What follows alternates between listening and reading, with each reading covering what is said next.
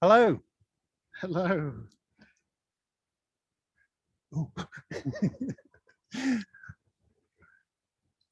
Well, and welcome to Scolton Manor Live at the start of Pembrokeshire Heritage Week. Yes. Are we on the right screen? Hello.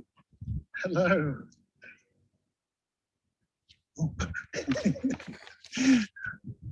No, this goes.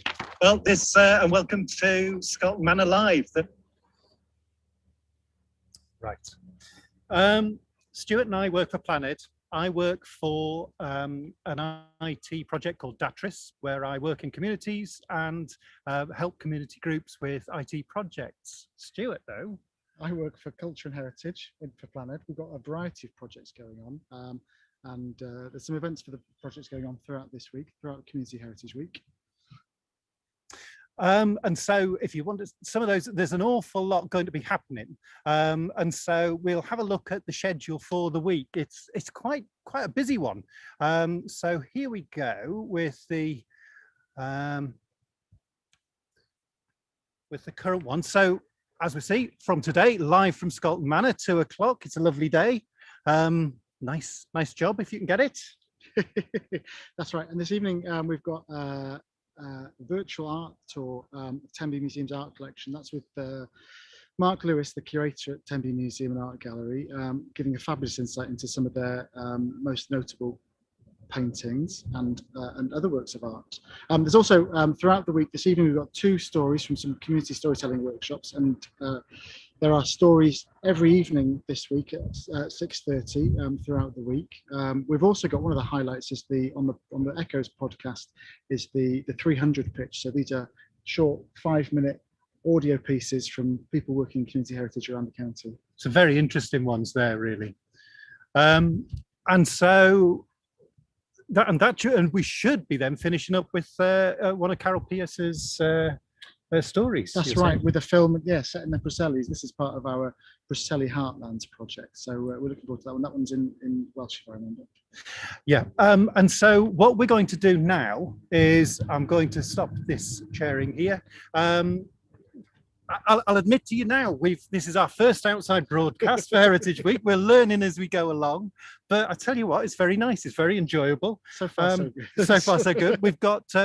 We've spent the last week talking to some of the people at Scolton Manor to ask them about their heritage work that they do as part of their normal job running this estate.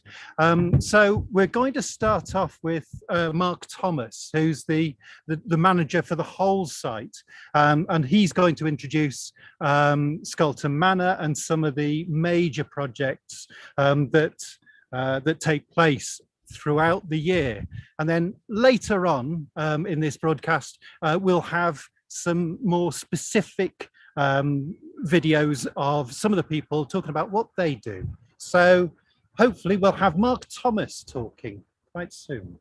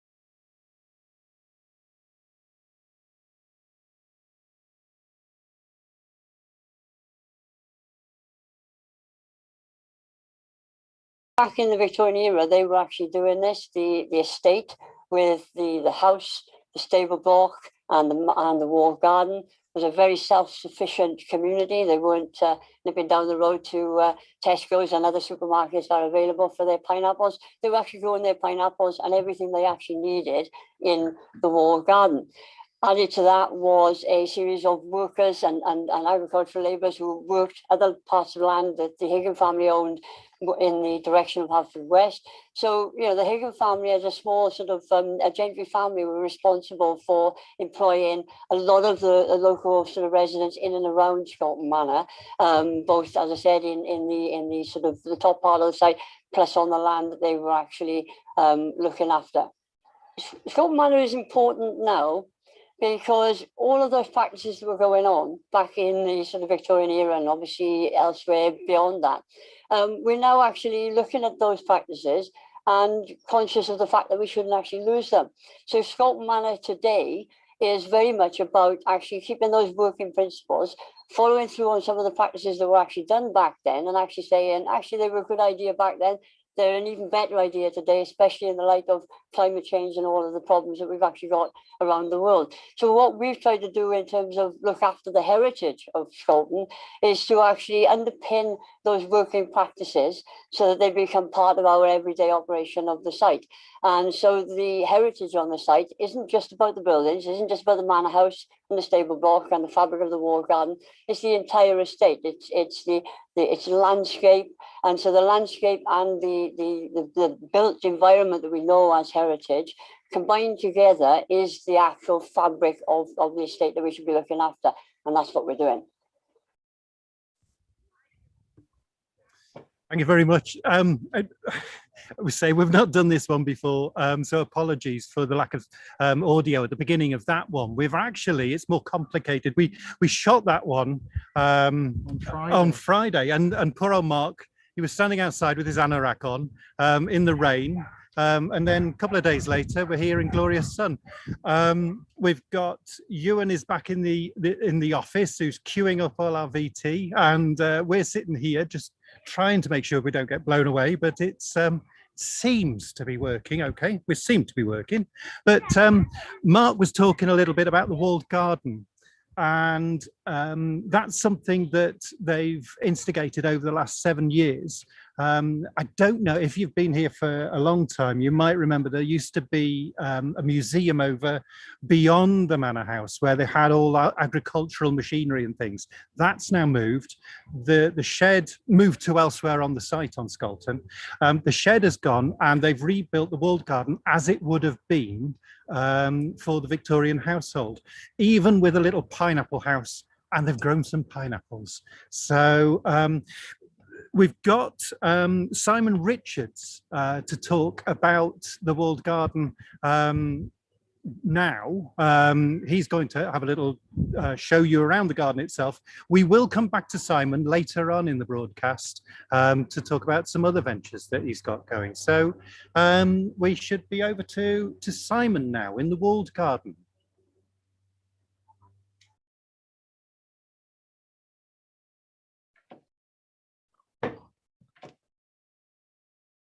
I'm Simon Richards. I'm the head gardener here at Scolton Manor, and I've got the very fortunate job of looking after this beautiful walled garden. I've been working here now 5.5 years, and I've been able to help really develop the garden from a basic model where it was completely restored about 7 years ago. And each year we're starting to work more and more on design of beds and making it more and more beautiful.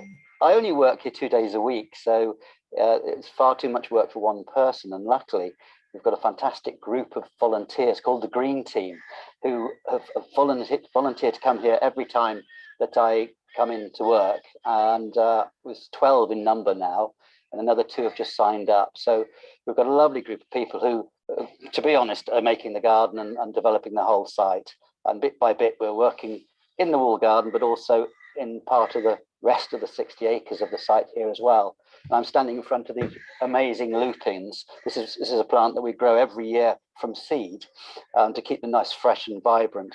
So we've got these just flowering their heads off here now at the end of May. They've come through those horrible winds we've just seen, and they're still looking glorious. So This is a plant that we've actually seen in some old photographs of the family about 80 or 90 years ago, before the council owned Scolton Manor. It was in the same family for 400 years, a Higgin family. And we've got some lovely photographs of Ma Higgin cutting some lupins for the house. So we always try and grow lupins to have that link with heritage. Well, the apple trees are a key part of a wall garden. Fruit is always a big part. Wall gardens were very popular in the 17 and 1800s. Indeed, this one was built about 1850. And this one's just over an acre, 1.1 acres. And fruit and vegetables and flowers would have been the primary crops grown in the wall garden. And we make the most of the walls because it gives us vertical growing space. If we were to put these apple trees in the middle as an orchard, it's a traditional orchard, they take up a huge amount of space with their branches. But if we espalier them, like we have here, we flatten the stems across the wall, so we get a really great crop, but doesn't take a lot of area up. We've actually got 66 apple trees, all of different varieties, every single one, all the way around the walls of the garden. Some of them Welsh varieties, some cooking, some eating, and some used for both. So very, very pleased about those. And they're very ornamental. Part of an wall garden is to look beautiful as well as be productive. So that's why we do this, because when they were flowering a few weeks ago, before the leaves had fully come out, it was just like a spring blossom tree. The head gardener was a very important role within all country estates, and they used to have quite a team of staff to support them. It's a 7-day-a-week job, of course, and you couldn't have gone and popped down to the supermarket to buy your produce. So, and it's usually wealthy families, of course, that owned these homes, and they wanted to be given as much produce as possible throughout the year. So they all used to vie for the best head gardeners with the greatest skills to provide the most food and also the dramatic flowers for the house.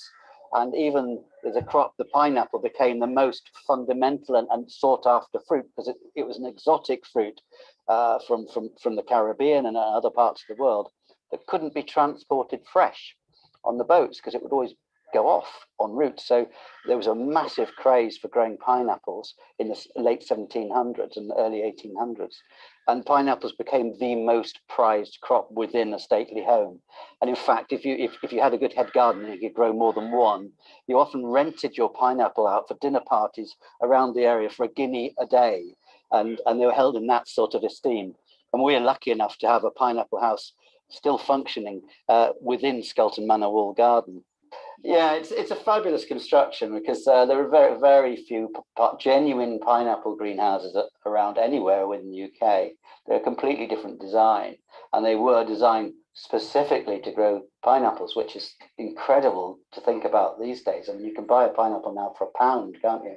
But back in the day, they were worth hundreds of pounds, each fruit. And of course, it was before you had oil and gas heating.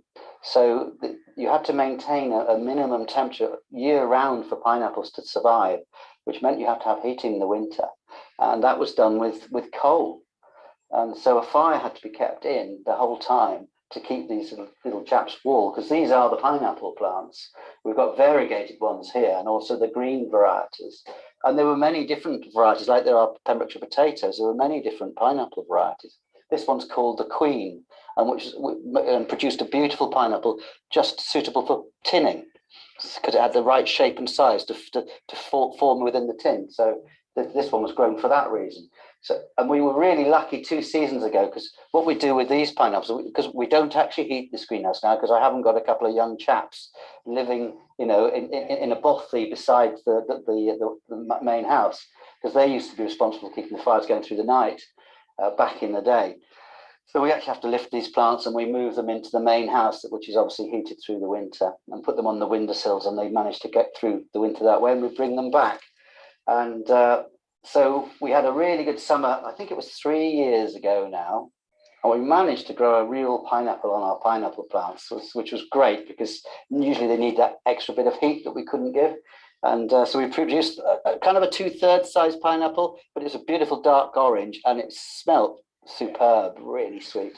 So we're hoping, the summer's not been great so far, but hopefully we get a good burst. These plants are big enough to form a pineapple, and what happens is you get a stem appearing here, a flowering stem, and it's just this long stalk, a bit like an amaryllis flower, comes up, pushes up, and then you've got this beautiful multicolored flower, which has got a little pineapple leaf on the top of it, and that flower slowly forms into a pineapple. So you have this pineapple sitting right in the center like a bromeliad plant. It's a stunning look. So fingers crossed we'll get a really hot summer, and maybe visitors can come and see a pineapple once again in Scolton Manor.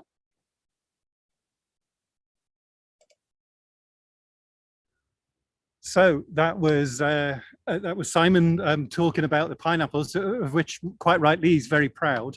I just wanted to say that some of this is coming across in the audio is coming out really quite nicely, but some of the video you might be experiencing a little bit of blockiness, but don't worry, we're going to put each of these short videos up onto YouTube with the stream alongside this, so that you can go back and take your pick and watch some of them in full HD and enjoy them there. That's right, John. I mean, one of the things that Simon was talking about in that film was about how the Victorian house back in the day worked in synergy with the environment, with the grounds, and they provided for themselves. And that's a little bit of the ethos that they're trying to carry forward here at Scolton, isn't it?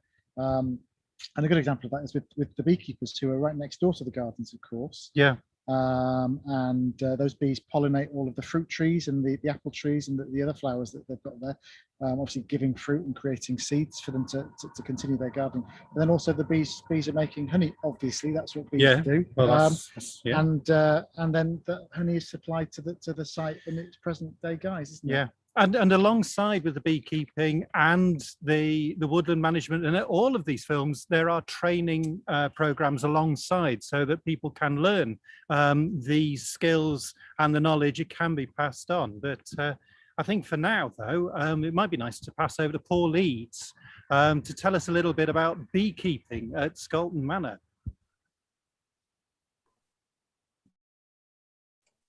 Hi, I'm Paul Leeds and I'm the apiary manager here at Scolton Manor Museum.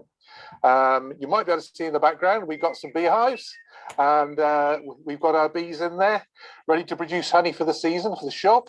And we do a lot of training up here. We do a lot of work. We do taster sessions for the public.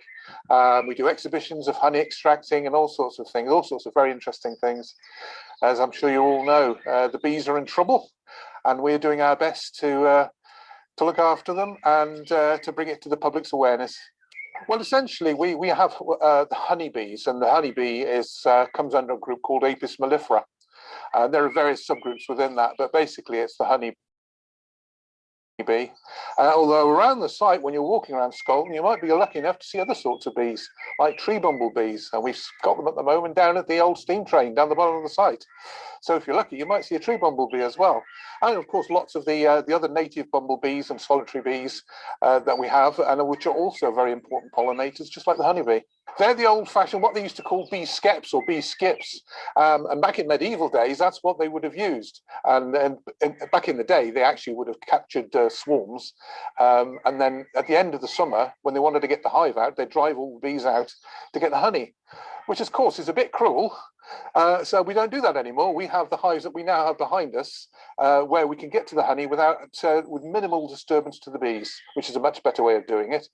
But what we've got bee skeps in the wall garden, and the holes in the wall are actually called bee bowls, and that's what they used to keep the bee skeps in back in the day. We do a lot of courses. We do a lot of training for beginners. We train intermediate beekeepers, advanced beekeepers, and we do day courses, and we do a lot of practical stuff as well. So it's a whole mix of stuff. And as I say, we do the taster sessions for the public as well, and we'll be doing some this summer. Now that we're coming to the end of the COVID situation, where we'll now be doing taster sessions for the public in July and August. So if people want to come up and have a look, they can get in touch with Nikki in the house and see about booking on one of our sessions. And they can actually look in a hive as well. Put a bee suit on and they actually go in and have a look, and they love it. But we do get people come along and they've never been in a hive before. Sometimes they're a little bit nervous, but they soon overcome that, because bees are they're not vicious, they're not ferocious. And sometimes people will come along, and sometimes that may be the only time they ever look in a beehive. But we have people sometimes, and they'll go away after coming here, and then they'll decide they want to become beekeepers, and they'll come on one of our training courses, and we'll show them how it's done. Well, that was Paul Leeds, the beekeeper, the head beekeeper. And the thing is, I don't know about you, but whenever he talks about taster sessions, it sounds like, oh, is there toast or something with it? But it sounds really good. It's nice to actually see and another glimpse of Simon coming in again to show the bee skep, but to show some of the old ways of beekeeping, but they're still doing it now. Well, beekeeping's been incredibly popular these days, isn't it, John? Incredibly. I know quite a few people who keep bees in the bottom of their gardens. And I think that's the thing that Paul was talking about, is that if you even if you think you might be interested in beekeeping, you can come along and roll on a course here and try it out without having to buy all the kit and set up that all those sort of things and see if it's for you. And the other thing that Paul said was that if you already have started and you're intermediary and you want then some extra information, extra knowledge on just making it work, he can help you just to maintain your beekeeping journey. But of course, they're going to make all the all the honey, and there's going to be beeswax and all the other products. Mead, I shouldn't think. I don't know. And that's going to be sold in the farm shop. Mark at the beginning was really keen to say with the farm shop that he wanted local suppliers, local farms, organisations, and Scolton itself to be able to supply the farm shop there. And a lot of people, one of the people that we're going to hear from is somebody working alongside Norman Industries, who help a lot of people in Pembrokeshire to get experience of work and experience of meeting the public. So we're going to move over to Nigel Bennetts, who's going to tell us a little bit more about the farm shop here at Scolton Manor.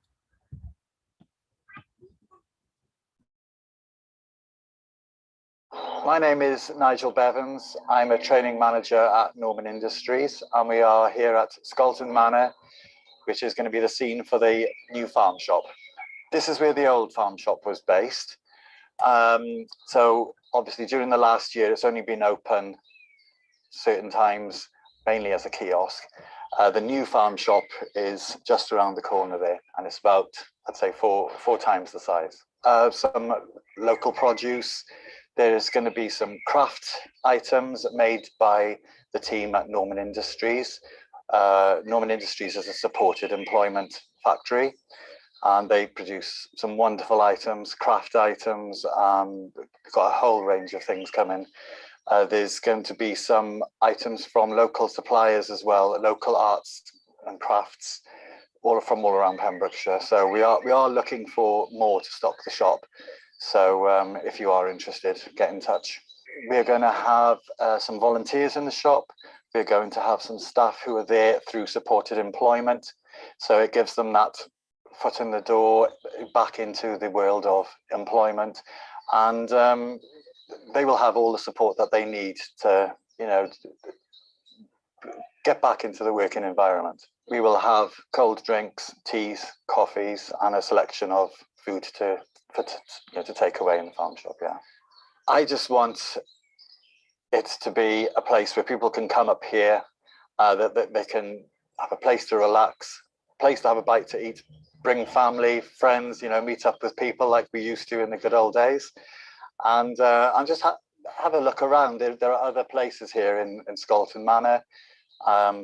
I would love to see the farm shop just be really successful, and to have the guys who are here on supported employment doing a range of different jobs, as well as just serving customers. There's a lot of other things that we can do here, and I think if it's successful over the next year, I really think this is going to be the beginning of something quite big for Scolton Manor. It's really nice how it's not just about the produce. I don't know about you, Stuart, but when we were filming here, it does feel like a big family. When you talk to the people who are working and... Well, this is it. I think a big part of what they're doing here at Scolton now is all about this self-sufficiency. It's about being a community of itself, but also really embedding itself in the Pembrokeshire community, isn't it? And we've heard a lot about how the beekeepers will use the bees to pollinate the fruit trees, and then the honey that the bees make will be sold in the farm shop. But then the fruit will also be sold, put into apple pies in the cafe. And this whole sort of circular economy sort of vibe that the site's really trying to promote these days. And I think that's a really important thing in terms of sustainability for the future, isn't it? It's a really important ethos that they're trying to drive through here. Really, really admirable, because, but also they're finding there's huge cost benefits to doing this, aren't they? Yes, yeah, and I think it's almost a parallel to what Scolton Manor would have been when it all those years ago, in that it was a community then, and it is a community now, albeit a slightly different one, maybe less hierarchical, but yes, yeah.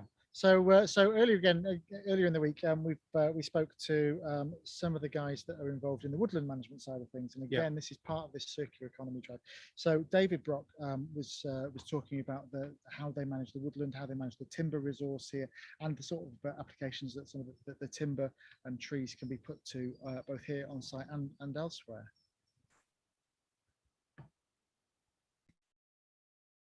Okay, I'm David Brock. I'm the site manager for Norman Industries. We're up here at Scotland Manor. This is part of our new project regarding the ash dieback. Basically, all the ash dieback that's going on throughout the country has all been cut down, and we've come up with an idea to process all the excess wood. We're working in conjunction with Pembrokeshire Council, and as I say, we're processing some of the timber here. We will be shortly starting up in the next 2 weeks. It's primarily all the ash dieback, as I say. It'll be 100% recycled. It's coming from various parts of the county, and the timber will go through to our log processing, which is be sold on as logs. We also have a timber mill, which then can also make in slab, whether it be waney edge or square cut edge timbers. That can go on to supply PCC, Scolton Manor, other projects that we have going, and also then selling to members of the public as well. This is we're actually at the phase at the moment now where we've just completed the setup. We are literally, it's going to be started processing next week. Hopefully we'll be up and running with, as I say, we've got training to do with some of the guys. They'll be sort of trained up over the next couple of months, and then hopefully ready for the winter stock, so we can sell timber in the winter then. This is quite a dangerous job, you know, so having these guys properly trained, you know, is essential. But they could take this on to anywhere, you know, and there's a lot of places throughout the country who are looking for, there's arbor teams, Pembrokeshire Council, so there's job opportunities there. Yeah, so the training is going to be invaluable to them. Fantastic site. Mark is kindly, we work very closely with Mark from Scotland Manor, and he said basically, there's the site. Basically, do with what you want, and with the liaison with Mark and what we were allowed to do and whatever. This is basically what we come up with, you know, and it's ideal. It's this huge site, huge potential, and hopefully huge opportunities for people with disabilities going forward into getting employment. So this is just ash dieback primarily was set up for, but after the ash dieback is finished, which will be probably in about 6 years' time, that's how long the program is going to run. We can then sort of through the normal arboring teams within Thornton, they've still got to cut down trees, so we can still process on behalf of the PCC.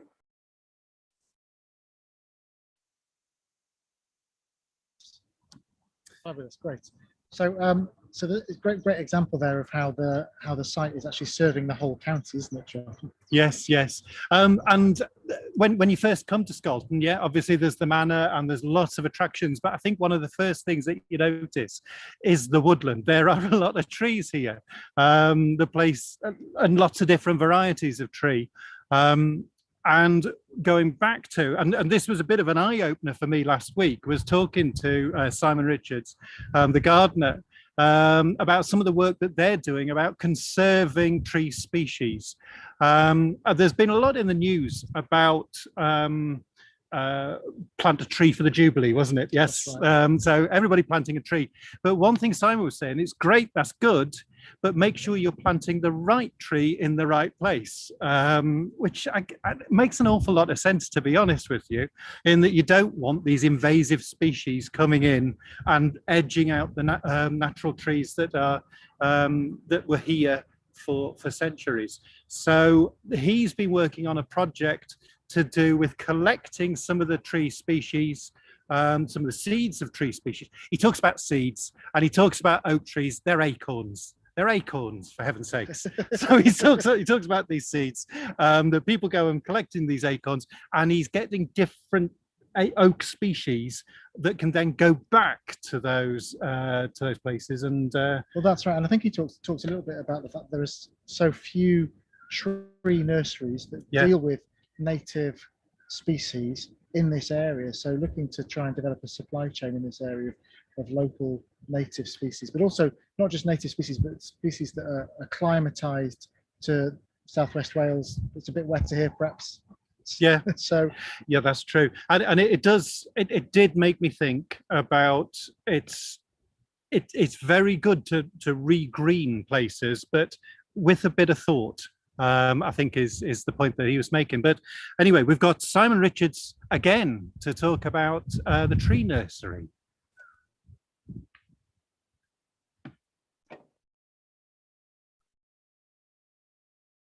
So what we're doing here now is a really exciting new project at Scolton Manor. Is we're setting up a tree nursery, and the idea is, well, this tree planting scheme now that the government have announced across the whole country it needs millions and millions of trees, but it's very important to try and get them from local provenance, so seed from the area that the new plants are going to be grown in. And so we're really keen to be part of that. So we're identifying really good mother trees around Pembrokeshire for all the native species, and collecting seed and getting donations of seed, and we'll purchase seed from special seed collectors if we need to. But the first one we've done here is oaks, of course, the iconic tree. And we've got some lovely ones here. We're getting on for 1,000 plants that we just grown this year. I think it was October we sowed them. No, perhaps earlier than that. Anyway, in the autumn, we sowed all these as a big group, a community group came together. A lot of the seed have been collected by the different members of that group. So we've got 4 different ancient woodlands or important woodlands of Pembrokeshire that we've separated the seed from. So we've got Cwm Pedron, Tŷ Canol, Frenny Fawr, and Blaen Nevin in separate batches, so that we can put these trees back into those woodlands and the surrounding areas. So that's really exciting. And you can see the different germination of the different seeds. So we're getting about 50% from this particular batch, but the best batch over here, Cwm Pedron's done 88%. So it helps us to work out how much seed we need for how many plants in the future. The more you do something, the more you realize it's not as simple as you think it is. So it turns out we've got the sessile oak and the English oak, which is very similar oaks, but the sessile oak is the one that generally is around Wales. It puts up with higher rainfall, higher wind, rockier soils, and the English oak is usually found further east. But both do grow here. What one has acorns that are on a nice stem, long stem, and the other one has acorns that stick to the main stem. So you can tell them apart when they're seeding. But it's usually the jay that does a lot of the planting of acorns. You see them fall down to the ground, but they often don't grow right under the mother tree. One jay apparently can collect 7,500 acorns within a 4-week period in the autumn, and it flies off and buries them all around the landscape. And then they forget to go back to a lot of them, and of course they grow. But also the ones that they do find, they go back not as a winter source of food. It turns out the jay plants the acorn for its babies. So it leaves the acorn there until April, when the oak's already started to grow and it's got leaves and it's growing away and it's put its root down, and the seed coat drops away, but it's still just within the soil area. And the jay goes back to those sites and takes the old seed for its nest. And hundreds and hundreds of these are used for feeding its babies. But the oak trees are able to survive that. So it's already started to grow, and it doesn't need the seed coat anymore and the seed casing. So nature's just amazing how that can work. So we're trying to mimic that in some way, and we're realizing that the acorn doesn't last very long. So if you keep an acorn for 3 or 4 weeks, it dries out, it desiccates, and you sow it and you wait, but nothing happens. So you've really got to be on top of collecting and sowing in a very, very quick period of time. But very exciting to be able to do this project. Brilliant. I mean, I could listen to Simon all day. I mean, he had some amazing stories and just such a wealth of knowledge about everything horticultural, arboricultural, and more besides. Yeah. I mean, we were talking to him a little bit about fungus and the importance of fungus at one point, which we didn't get a chance to include today. But some fascinating stories. So Yes. incredibly interesting. So yeah. Yeah. I'm sure we will come back and have some future work with Mark and Simon and the team. But for now, we're going to be talking a little bit to well, it's my favourite bit. It's the steam train. They've got a steam train. Margaret is the steam train. So we talked to the steam team, of course, who work with the steam train, and in particular, we talked to Mike Jarrett and Robert O'Connor.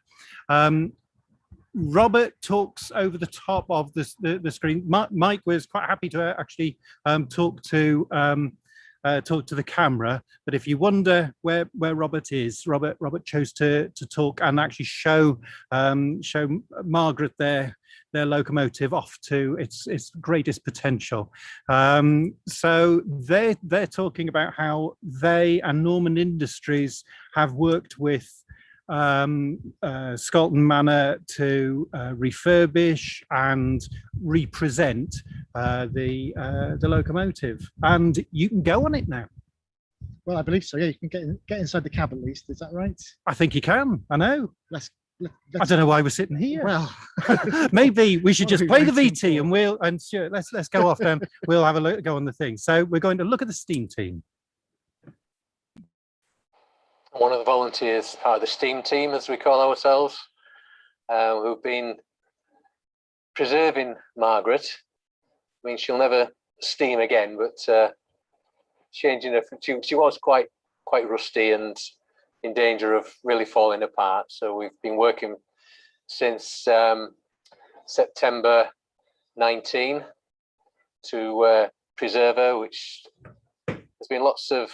We had to take quite a few bits off to start off with, and then it's been a matter of scraping all the rust off, lots of scraping. There's 6 regular volunteers, and there's some of the staff, obviously. Kate tends to be the one that looks after us, and we see Mark on a fairly regular basis as well. But yeah, it tends to be 3 on a Tuesday and 3 on a Wednesday, and that's been mainly because of COVID. But as the restrictions have relaxed a little bit, some of those that work with me on a Tuesday also come in on a Wednesday.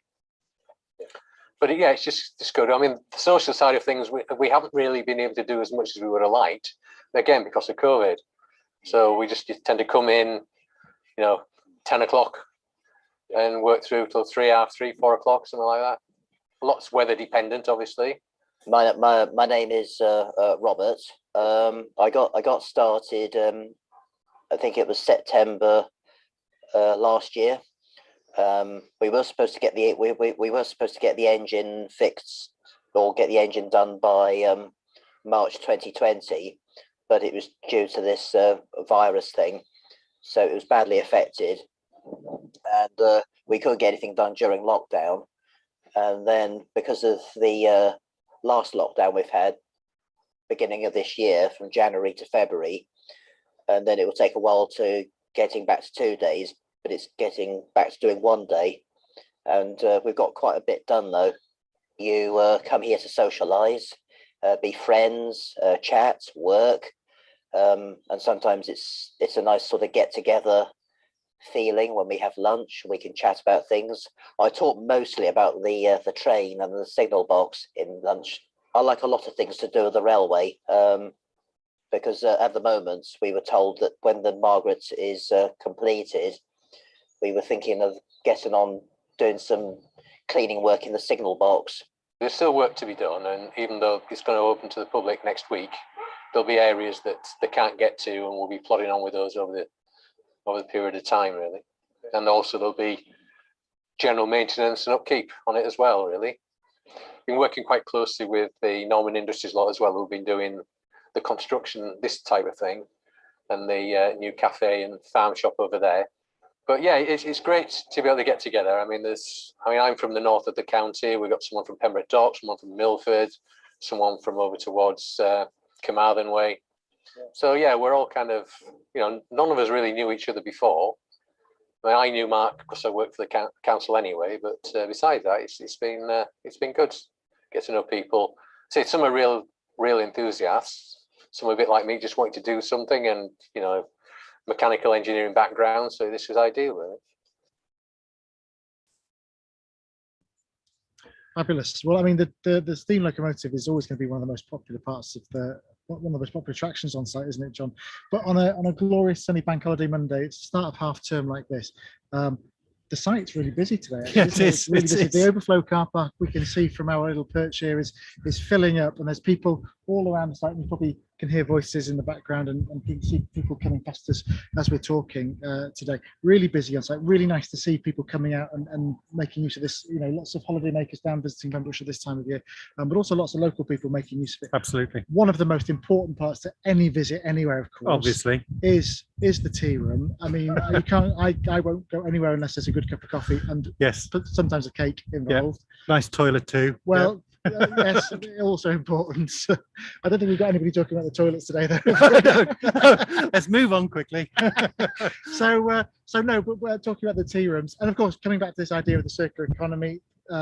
This is the idea that the tea rooms are making use of the produce that's actually grown here on site. Yes. And again, feeding from produce that's part of the community, and again, sort of developing this real sense of community that they have here at Scolton Manor. Again, echoing, as we've already said, this pastime from the Victorian manor house's heyday, when the site would have been completely self-sufficient. So Marty Andrews, who works in Edie's tea room, spoke to us earlier this week, and this is a little bit about what he had to say.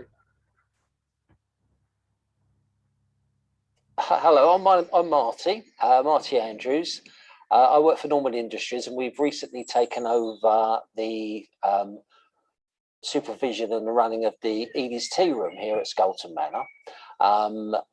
What we are doing is we use a team of qualified chefs and cooks to support some participants who have disabilities or certain barriers that make it difficult for them to find employment, and support them in employment within Edie's Tea Room. So we're serving members of the public, and we've got 3 members of staff who then support a further, at the moment 2 or 3, but we plan to move that up to sort of like 10 to 14 trainees in supported employment. And that means that they can really, we have other sites where it's a little bit less busy than here, and it gives us a nice progression. They start off in one of the quieter sites and then move through the system and end up somewhere like here at Edie's Tea Room, where they can use all the skills and knowledge that they've learned in the earlier placements into actually putting into practice here. So we've really only been here since earlier this month, for about a month, so we're still very much learning and getting the team together, but feedback we're getting at the moment is very good.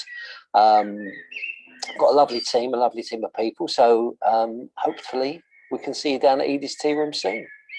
Confidence is we find that people when they first come are quite nervous. Maybe they haven't worked for a while. It could even be their first ever paid role. So quite often people come along, first of all, and they want to volunteer, and that's fine. They can volunteer for a month or so, work out what shifts work for them, work out how they get here. Things like transport can be arranged. And then we can sort of build on their particular skills, because everybody has skills that are particular to them, and we look at their skill set and work out how they can best fit into the operation. And we have other sites where their site, they can, maybe if they're not quite ready to start here, learn a few more skills, go through food safety training, customer service training, and then when they come to a site like Edie's, we can really support them to to go on and build a career for themselves in the catering industry. Back in the start of the year, back at the start of 2021, we set up with a number of partner organisations such as Pembrokeshire College, Clinview Care Farm, a number of places around the county, something which to support the circular economy, and that's really got three arms to it: the library of things, repair cafes, and also repair workshops. The bit that really I've been involved with is the repair cafes, and we held our first event earlier in May, so earlier this month.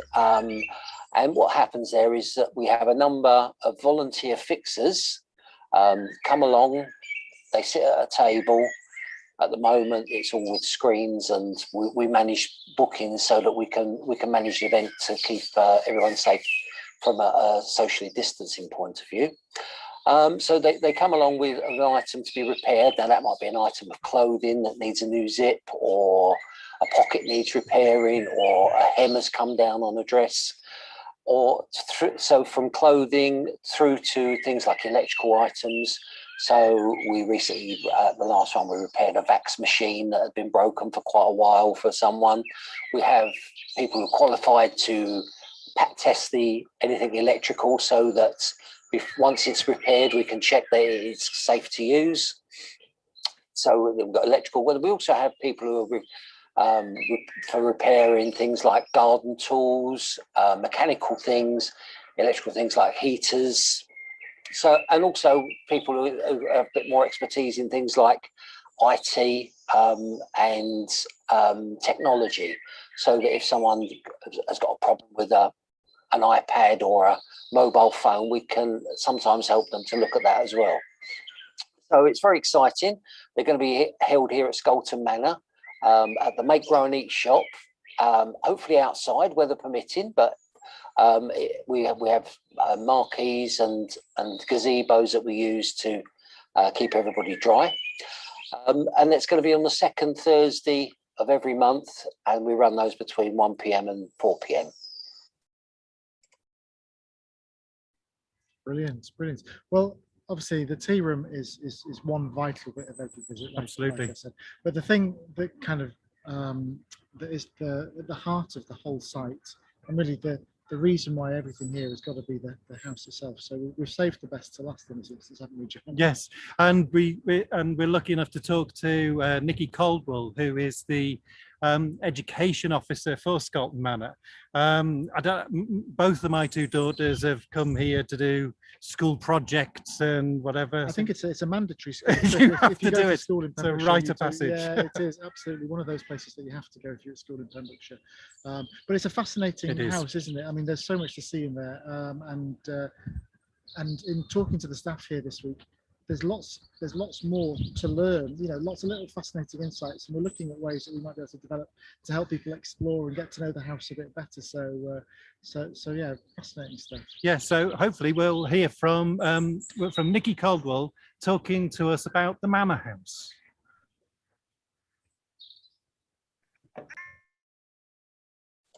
My name's Nikki, and I'm officially the Museum and Country Park Learning Officer.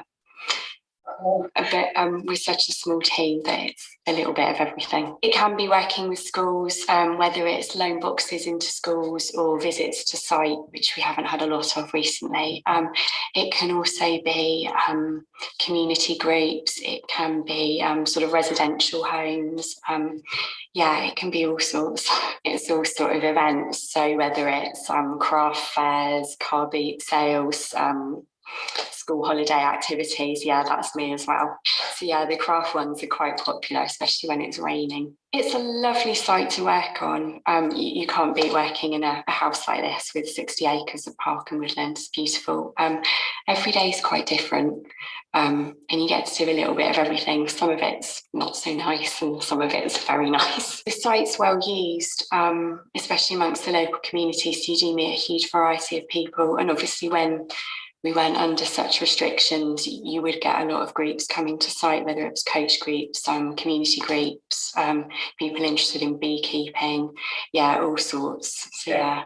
It really depended. A lot of the lockdown, because you were meant to be working from home, most members of staff were working off site. So it was more doing sort of admin stuff or behind the scenes stuff. We had our operations officer on site, and then when you could come back, it was more, things like staining wooden floors and doing preparations for when you open. So yeah, it was anything that needed doing.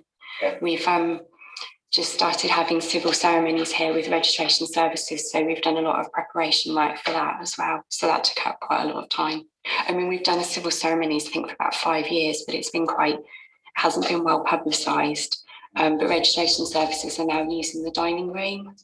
So yes, we're getting a few more. I know there's a big push at the moment to attract it towards the tourist market, and I understand the importance of that. But I think it's important for the local community just as much. It's important for families to come and play. It's important for local people to come and walk or bring their dogs, to use the tea room, somewhere to meet up. I think it's important, yeah, in that respect. And in many ways, it's not a very expensive day out if you don't want it to be. You'd literally just have to pay the car parking charge, and then you could spend whatever other money you wanted to or not. And there's lots of attractions being added, especially family orientated ones. So it should hopefully bring more people and keep you entertained for longer. Oh yeah, there's nothing better than wandering around a house and seeing how people lived, like in olden days, for want of a better word, yeah, and seeing all the things that they used. And you often get people coming out when they visited saying, I remember this, my nan had one of those, or I was doing this as I was a child. And yeah, it brings back a lot of memories for people. I mean, it is a lovely house. It's not overly grand, if you see what I mean. It feels like you could live in it. Although in the middle of winter, sometimes perhaps not. It's quite cold. It does have central heating now, don't get me wrong. It's just, it takes a long while to get to temperature.